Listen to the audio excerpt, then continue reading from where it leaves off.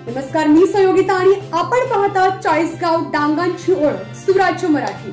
पाहुयात आजची घडामोड। अकोले एज्युकेशन सोसायटीवर जनतेच्या प्रश्नांना उत्तर देणारी बैठक। शैक्षणिक संस्थांमध्ये राजकारण नको, महाविकास आघाडीची सकारात्मक भूमिका। अकोले एज्युकेशन सोसायटी विषयी जनतेच्या शंका निरसनासाठी महाविकास आघाडीची बैठक। अकोले एज्युकेशन सोसायटीच्या कार्यपद्धतीबाबत जनतेच्या मनात निर्माण झालेल्या शंका व संभ्रम दूर करण्याच्या उद्देशाने आज महाविकास आघाडीच्या वतीने एक विशेष बैठक आयोजित करण्यात आली। या बैठकीत सोसायटीचे विश्वस्त व पदाधिकारी उपस्थित होते। शेतकरी नेते डॉक्टर अजित नवले यांनी संस्थेच्या घटनेतील बदलांबाबत आपली भूमिका ठामपणे मांडली व जनतेच्या प्रश्नांना गांभीर्याने उत्तर दिले। या चर्चेत सर्व पदाधिकाऱ्यांनी सक्रिय सहभाग नोंदवला। बैठकीदरम्यान विचारलेल्या प्रश्नांबाबत सविस्तर आणि समाधानकारक उत्तरासाठी संस्थेच्या पदाधिकाऱ्यांना काही दिवसांची मुदत देण्यात आली। या बैठकीचे विशेष वैशिष्ट्य म्हणजे शैक्षणिक संस्थांमध्ये राजकारण आणू नये या मुद्द्यावर उपस्थित सर्वांनी एकमताने सकारात्मक भूमिका घेतली। ही बाब संस्थेच्या आरोग्य दृष्टिकोनातून अत्यंत स्वागतार्ह ठरली। या बैठकीस महाविकास आघाडीचे प्रमुख पदाधिकारी तसेच अकोले तालुका एज्युकेशन सोसायटीचे अध्यक्ष, उपाध्यक्ष, सचिव व अन्य पदाधिकारी उपस्थित होते। अकोले तालुका एज्युकेशन सोसायटीची ही संबंध संस्था ही श्रमिक कष्टकऱ्यांच्या योगदानातून उभी राहिलेली आहे आणि त्यामुळे तिची मालकी आणि तिचा कारभार हा जनतेच्या मालकीचा राहिला पाहिजे, हा आमचा सर्वांचा आग्रह आहे। यासाठी वेळोवेळी यापूर्वी सुद्धा आवाज उठवण्यात आलेला होता। आता नुकतंच त्या संदर्भातलं एक आंदोलन झालं। त्या पार्श्वभूमीवर आज विश्वस्त कार्यकारी मंडळ आणि संबंधित सर्वांची बैठक नुकतीच पार पडली। या संबंध बैठकीमध्ये घटनेमध्ये जे वेळोवेळी बदल करण्यात आलेले आहेत ते अत्यंत काळजी वाढवणारे बदल आहेत।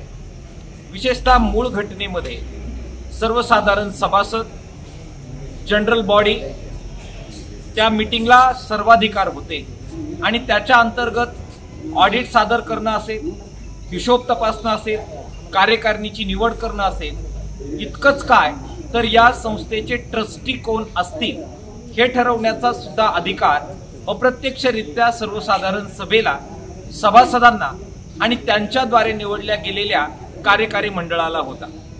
मात्र कालांतराने याच्यामध्ये बदल करण्यात आले आणि सभासदांचे हे सगळे अधिकार सस्पेंड करण्यात आले।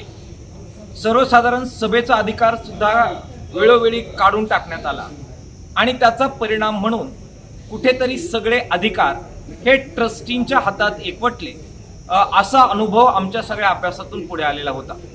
आम्ही तो आजच्या बैठकीमध्ये मांडला आणि अशा प्रकारे केवळ ट्रस्टींच्या हातामध्ये अधिकार असणं, सभासदांना काहीही या ठिकाणी अधिकार नसणं हे लोकशाही तत्वाला धरून नाही, अशा प्रकारची मांडणी आमच्या वतीनं आज ट्रस्टी आणि बाकी सर्वांपुढे केली। यापूर्वी सुद्धा ही मांडणी वेळोवेळी आम्ही करत आलेलो आहे। आमची मुख्य मागणी हीच आहे की आज जी घटना संबंध देशामध्ये धर्मदाय संस्थेसाठी लागू करण्याचा निर्णय हा राज्य सरकारने घेतलेला आहे, ज्याच्यामध्ये ट्रस्टीला नव्हे तर सामान्य सभासदांना ट्रस्टी निवडण्याचा आणि हिशोब तपासण्याचा, त्याचबरोबर घटनेत बदल करण्याचा सगळा अधिकार हा सभासदांना असतो। अशा प्रकारची लोकशाही घटना या संबंध व्यवस्थेमध्ये या संस्थेने स्वीकारली पाहिजे आणि काळानुरूप जुन्या सगळ्या गोष्टी दुरुस्त केल्या पाहिजे, ही आमची मागणी होती।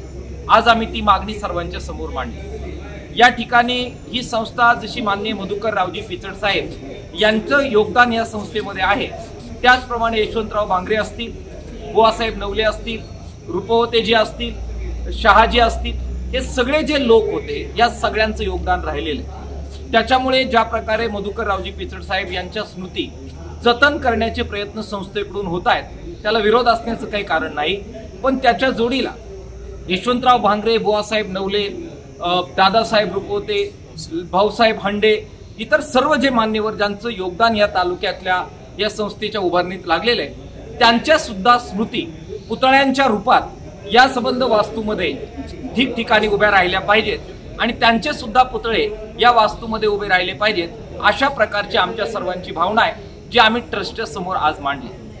तिसरा जो महत्त्वाचा मुद्दा या सगळ्या प्रक्रियेमध्ये जो आहे तो चीफ ट्रस्टीची निवड ही करण्यात आलेली आहे.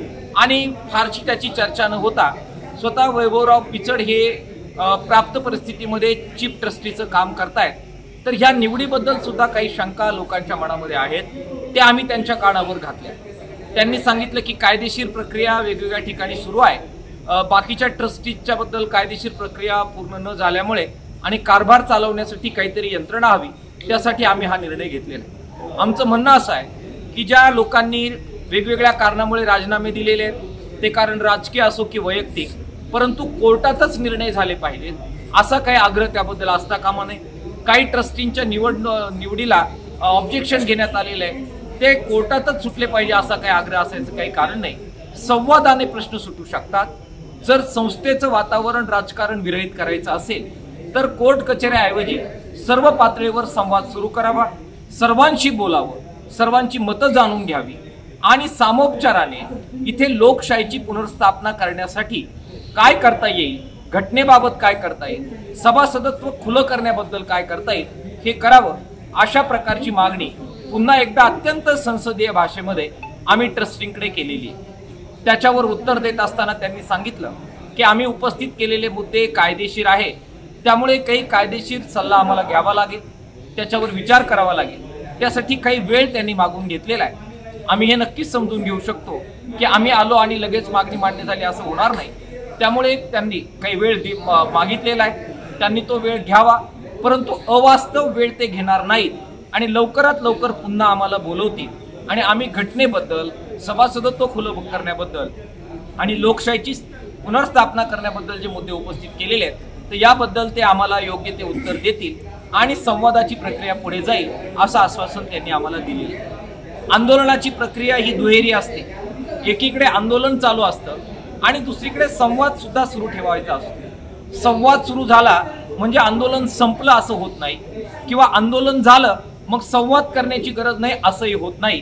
त्यामुळे एकीकडे हे आंदोलन सुरू राहील, परंतु शैक्षणिक वातावरण खराब न करता जे लोकशाहीचे मार्ग आहेत त्या पद्धतीनं आम्ही आमचं म्हणणं मांडत राहू. जोपर्यंत घटनेत बदल होत नाही, लोकशाहीची पुनर्स्थापना होत नाही, जनतेच्या मनातले संबंध सगळे जे काही प्रश्न आहेत ते निरुत्तर होत नाही, तोपर्यंत या संदर्भातली चळवळ शांततेच्या मार्गाने आम्ही सुरू ठेवणार आहोत.